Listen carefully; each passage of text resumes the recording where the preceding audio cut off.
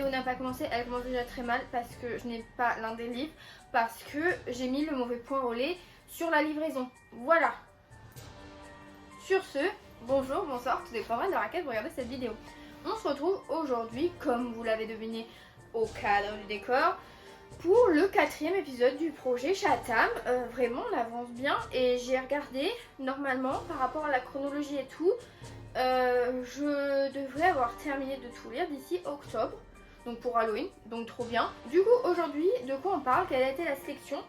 Alors j'ai commencé Autre Monde, donc j'ai lu les 3 premiers tomes, donc je n'ai que le 1 et le 2 car comme je vous le disais j'ai commandé le 3 sur Vinted pour l'avoir d'occasion pour pouvoir avoir cette édition qui n'est plus dispo en neuf, que j'ai mis dans un point relais chez mes parents au lieu de chez moi. Donc voilà, il y aura une insert de couverture, c'est pas grave, c'est les aléas de la vie.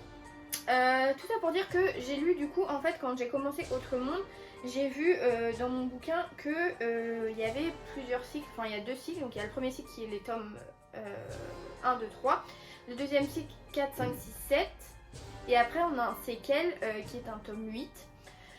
Donc je me suis dit que pour cette vidéo je ferai les 3 premiers tomes pour avoir le premier cycle et je voulais rajouter La Promesse des Ténèbres qui est un séquel ou de l'âme du mal ou du cycle de l'homme et de la vérité, je sais pas.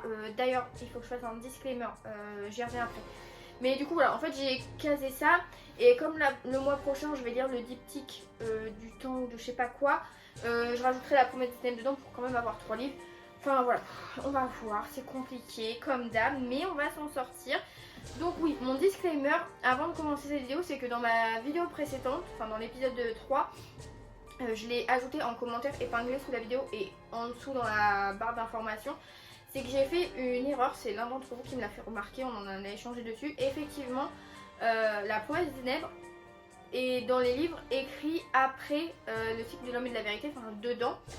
Et sur Wikipédia, en fait, sur quoi je me suis fiée, donc voilà, ne vous fiez pas à internet, c'était marqué comme spin-off de l'âme du mal. Parce qu'en fait, on a un personnage évoqué dans l'âme du mal, mais en fait, ça irait dans le cycle de vérité, enfin un micmac à la Chatham. Donc je verrai tout ça. Et pareil, dans les arcanes du chaos, je vous ai dit que ça se passait après les attentats du 11 septembre. Non, c'est évoqué sur des interludes entre des chapitres, mais les événements sont antérieurs. Donc il faut avoir lu pour comprendre, mais voilà, je tenais à revenir là-dessus parce que j'ai fait des erreurs, mais à coup de pas. J'ai lu le premier cycle d'Autre Monde, les 3 premiers tomes, qui est une série young adulte adolescente, qui est décrite comme ça. Il faut savoir que moi, dans les librairies où je travaille, j'ai le rayon SF Fantasy et également ado. Et c'est une série qu'on va mettre en rayon SF Fantasy parce qu'on a remarqué que c'est davantage des adultes qui se dirigent vers cette série que des jeunes. Alors, aucun trigger warning, hein, si votre ado de 13-14 ans il veut le lire, il n'y a aucun souci, il va pas être choqué. Juste des fois, cette série peut être mise dans un rayon plus adulte que ce qu'elle est de base comme public visé. Enfin, vous voyez ce que je veux dire. Je comprends que ça puisse plaire autant des adultes qu'à des ados. Cette série, de quoi parle-t-on? On rencontre Matt Carter, qui est un jeune garçon de 14 ans qui vit à New York, au Manhattan. Enfin, Manhattan c'est New York, la meuf géographie 0 sur 10. Qui vaque à ses occupations, à sa vie, voilà. Et un beau soir, enfin non, il est pas beau le soir vu qu'il y a une tempête, il va se réveiller et une tempête, un orage fait rage où des éclairs un peu bleutés vont apparaître et les adultes vont disparaître, un peu en mode swish, vous voyez, genre pouf, ça disparaît.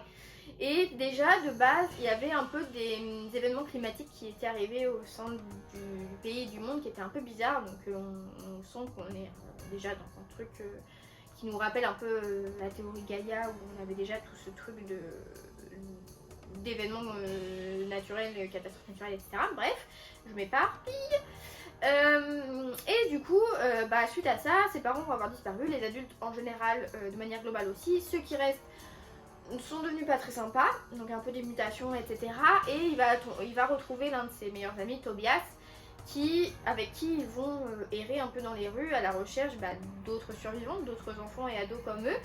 Et ils vont tomber sur des groupes, notamment sur une île où voilà, ils vont faire leur première rencontre. Et ils vont se lier d'amitié également avec Ambre. Donc dans le premier tome, l'Alliance des Trois, voilà, c'est eux. Alors, ce premier tome, ce premier tome, sympa.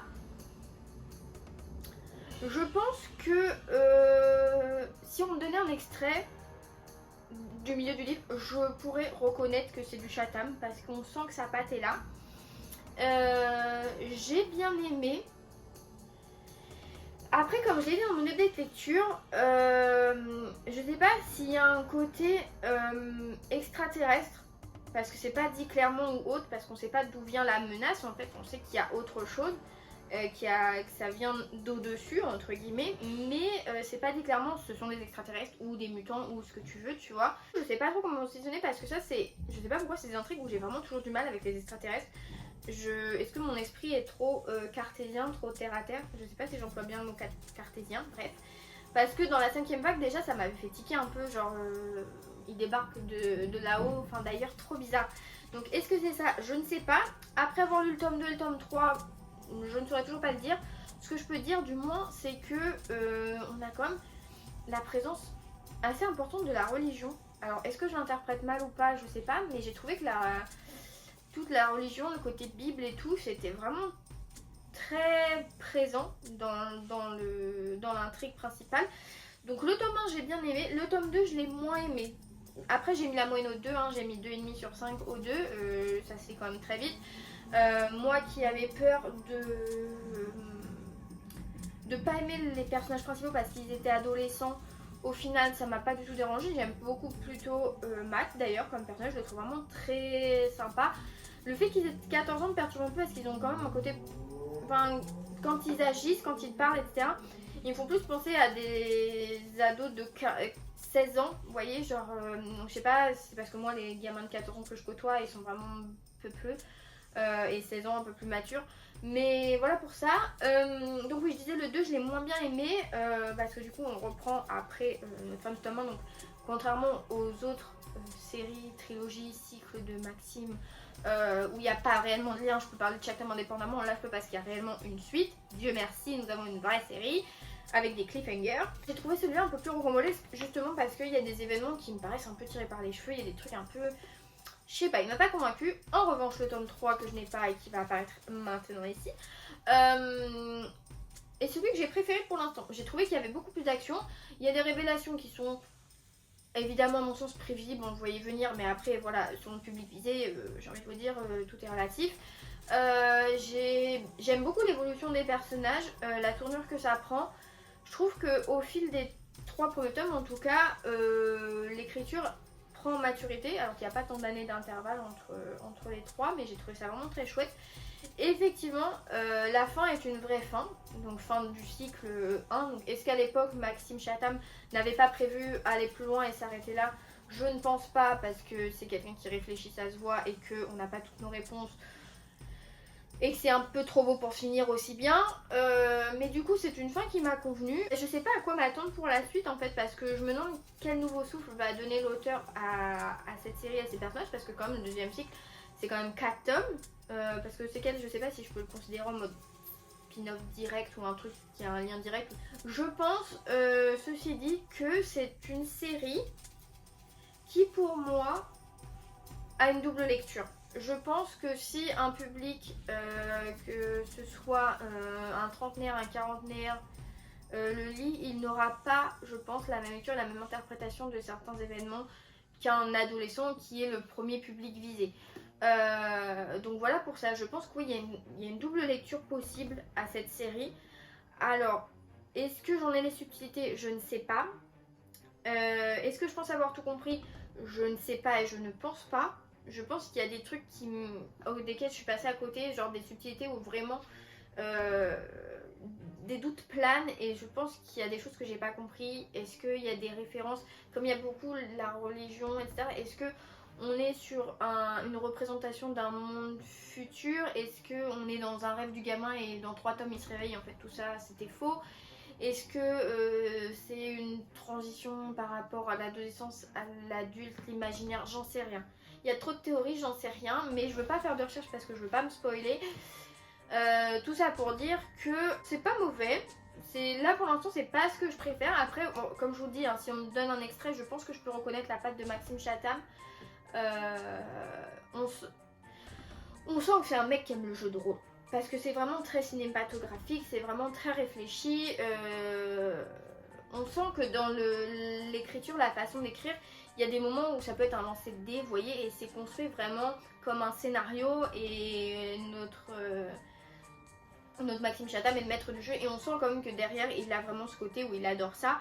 Et j'ai bien aimé, je trouve que vraiment sa série est vivante. Et je pense que c'est pour ça que j'ai accroché, que j'ai poursuivi, parce que en temps normal, si ça n'avait pas été Maxime Chatham, peut-être que j'aurais abandonné, parce que de base, avant de me décider à lire Tout Chatham en 2024, c'est pas une série qui me donnait envie du tout. Genre vraiment, j'avais sur mes étagères ces 2 tomes-là depuis Belle Lurette. Et si j'avais pas passé le pas, c'était pour une raison. Mais après, comme tout le monde en faisait des retours faramineux, je me suis lancée. Et donc, ouais, j'attends de voir jusqu'où ça va et ce que ce 2e cycle me réserve. Donc, ma foi, plutôt bonne expérience. J'ai mis 2,5 sur 5 à ces 2-là. Et j'ai mis 3 sur 5 au 3e tome que j'ai préféré. Donc j'ai hâte de retrouver des personnages. Donc ce sera pas pour tout de suite, ça ce sera pour juin. Donc affaire à suivre. Mais voilà, c'était pour ça. Je reste quand même plus fervente du côté thriller historique, psychologique de Maxime Chatham. Mais ça me fait plaisir de le découvrir dans un registre qui peut être accessible à un public bien plus varié, que ce soit en termes d'âge ou de lectorat. Donc c'était mon avis pour le premier cycle d'Autre Monde, donc les tomes 1, 2 et 3, donc l'Alliance des Trois, Malronce et le Cœur de la Terre. J'espère que ça vous a plu, merci pour ce moment de ma compagnie et je vous dis à la prochaine. Salut!